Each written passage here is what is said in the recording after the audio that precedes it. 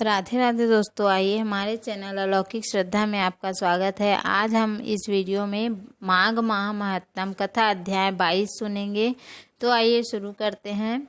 इतना कहकर भगवान अंतर ध्यान हो गए। तब देवनिधि कहने लगे कि हे महर्षि, जैसे गंगा जी में स्नान करने से मनुष्य पवित्र हो जाता है, वैसे ही भगवान की इस कथा को सुनकर मैं पवित्र हो गया। कृपा करके उस स्रोत को कहिए जिससे उस ब्राह्मण ने भगवान को प्रसन्न किया। लोमेश जी कहते हैं कि उस स्रोत को पहले गरुण जी ने पढ़ा, उनसे मैंने सुना। हे विप्र, यह स्रोत अध्यात्म विद्या का सार है,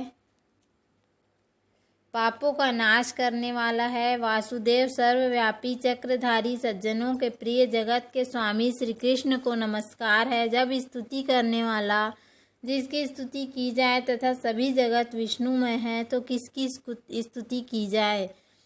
जिस भगवान के श्वास वेद हैं, और फिर कौन सी स्तुति उनकी प्रसन्नता के लिए की जा सकती है।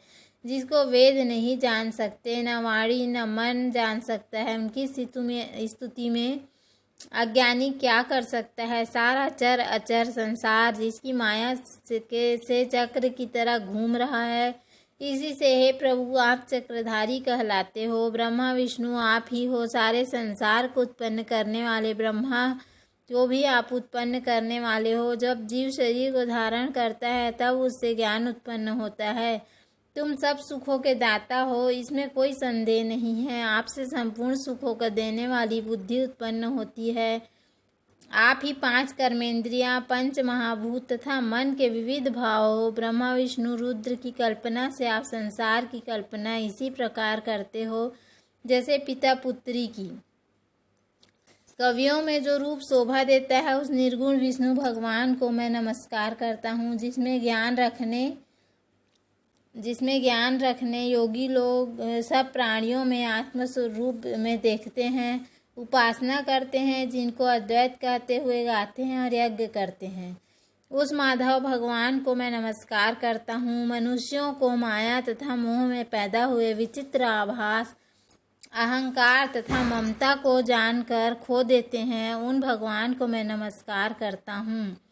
संसार में मनुष्यों के मोह रूपी वायु को सदा भभकने वाली ज्वाला आपके चरण कमल की छाया में पहुँचने से नहीं जलाती।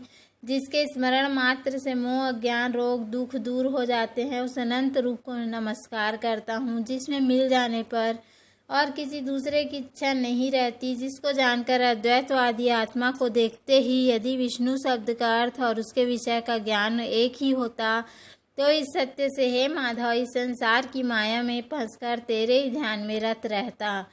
यदि वेदांत दर्शन में भगवान सारे संसार में व्याप्त तो हैं, तो इसी सत्य से भगवान में भारी निर्विघ्न भक्ति हो। जो बीज नहीं है तो बिना बीज के स्वयं विद्यमान है, तो वह विष्णु भगवान रूपी रंग से हमारे बीच के टुकड़े टुकड़े को, जो सृष्टि स्थिति तथा लय के लिए ब्रह्मा विष्णु और महेश 3 रूप में धारण करते हैं, और कार्य में सत रज और तम इन तीनों गुणों में विद्यमान है, वह भगवान मुझ पर प्रसन्न हो। जो प्राणियों के हृदय रूपी मंदिर में निर्मल देव वास करते हैं, वह भगवान मुझ पर प्रसन्न हो।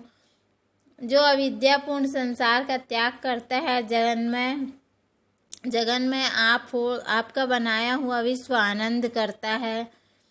आपके त्याग करने पर अपवित्र हो जाता है, उसका साथ करने पर भी तुम साथ के बने रहते हो।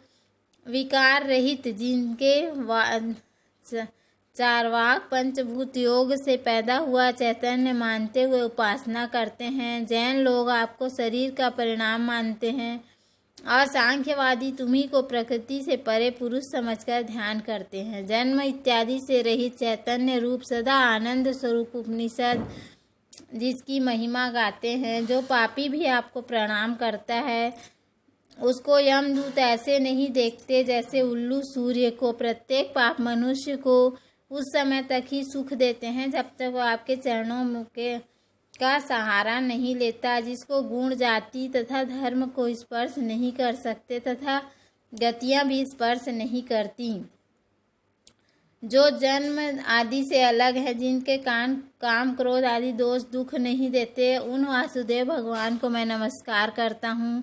जिनके ज्ञान की गति से अविद्या रूपी मल शुद्ध हो जाता है, जिनके ज्ञान रूपी शस्त्र से संसार रूपी शत्रु का नाश हो जाता है, उन दुखों के नाश करने वाले को मैं नमस्कार करता हूँ।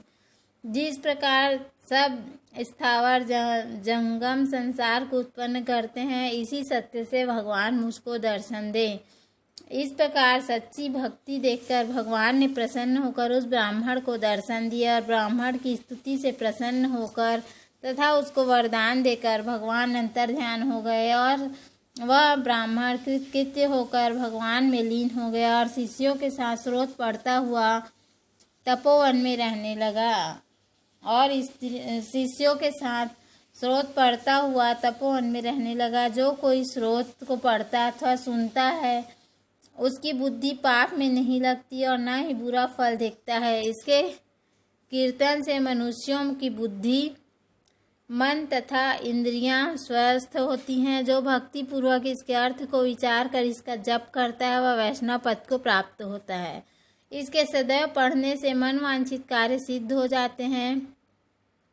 मनुष्य सुपुत्र पाता है तथा धन, पराक्रम और चिरायु प्राप्त करता है। इसके पाठ से बुद्धि, धन, यश, कीर्ति, ज्ञान और धर्म बढ़ते हैं। दुष्ट ग्रहों की शांति होती है। यह व्याधियों व अनिष्टों को दूर करता है, दुर्गति से तारता है। इसके पढ़ने से सिंह, व्याघ्र, चोर, भूत, देव, पिशाच और राक्षस का भय नहीं रहता। जो भगवान का पूजन करके इस स्रोत को पढ़ता है, वह पापों से ऐसे ही अलग रहता है जैसे जल पंख से कमल। जो इस स्रोत को 1 काल, 2 काल या 3 काल पढ़ता है, वह अक्षय फल प्राप्त करता है। जो मनुष्य प्रातः काल इस स्रोत को पाठ करता है, वह इस लोक और परलोक में अक्षय सुख पाता है। वेद द्युति का बनाया हुआ यह स्रोत भगवान को अत्यंत प्रिय है और भगवान के दर्शन कराने वाला है। योग सागर नाम का यह स्रोत परम पवित्र है। जो कोई भक्ति पूर्वक इसको पढ़ता है, वह विष्णु लोक को जाता है। अब पिशाच मोक्ष की कथा कहते हैं। बोलो श्री हरि विष्णु भगवान की जय। अगली कथा हम कल सुनेंगे।